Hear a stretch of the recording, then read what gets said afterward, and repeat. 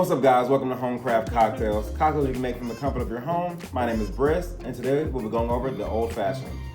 The Old Fashioned is one of the oldest cocktails in the world, dating all the way back to 1806, when the term cocktail had just been coined. And it originally meant a concoction of spirits, bitters, sugar, and water.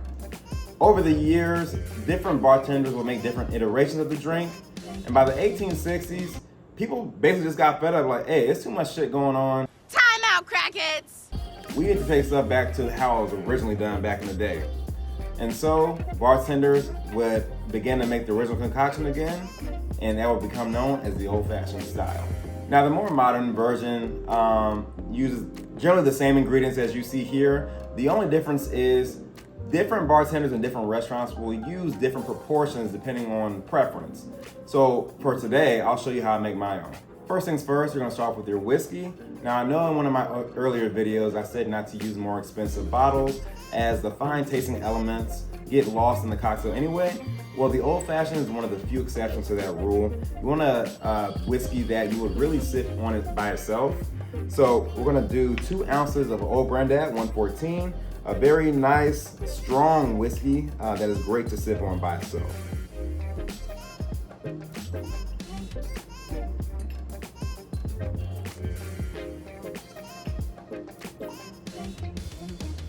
After your whiskey, you want to do 1/4 ounce of simple syrup.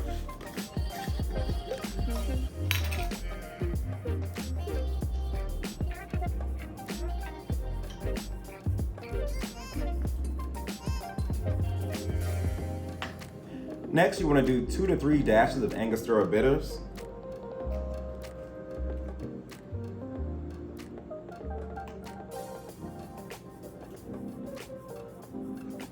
And then after that, you want to place a nice big block of ice in your glass. You can get a large ice mold like this off of Amazon for about $10.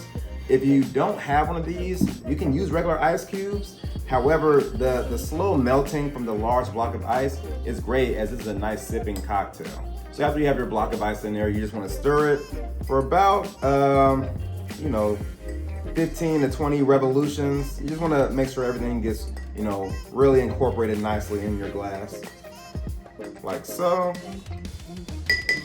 And then lastly, what you want to do is get an orange peel and then peel it like so.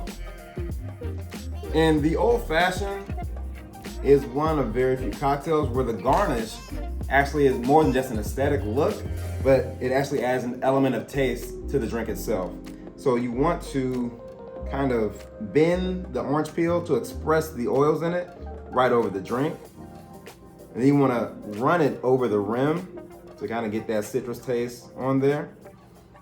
And then you want to twist the orange peel itself, express those oils over the drink again, and then just drop that in there like so.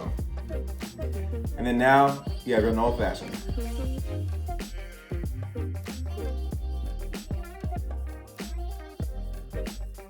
So now that we've made our drink, let's give it a taste.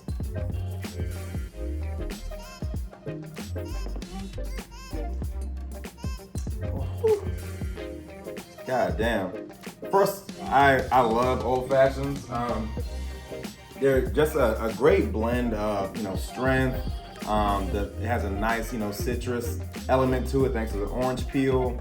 The bitters gives it another, bitter, for lack of a better term, element to it. And it's just a nice culmination of different tastes and flavors. You really can't go wrong with it.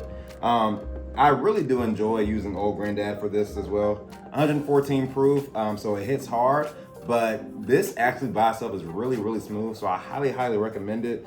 It's not that expensive either. I think it's between $25 and $35, so not too crazy, so definitely a great bang for your buck bottle to get. Old Fashioned is definitely one of my favorite cocktails ever. 5 out of 5, just a superb drink all around. If you're a person that make your own Old Fashions at home, please let me know, how you make yours, whether you use more simple syrup or you use more bitters, or you may even use more whiskey. Some people use 2.5, maybe even 3 ounces. It's all down to personal preference, so let me know. Otherwise, thank you for watching, and I'll see you next week for the next round. Peace.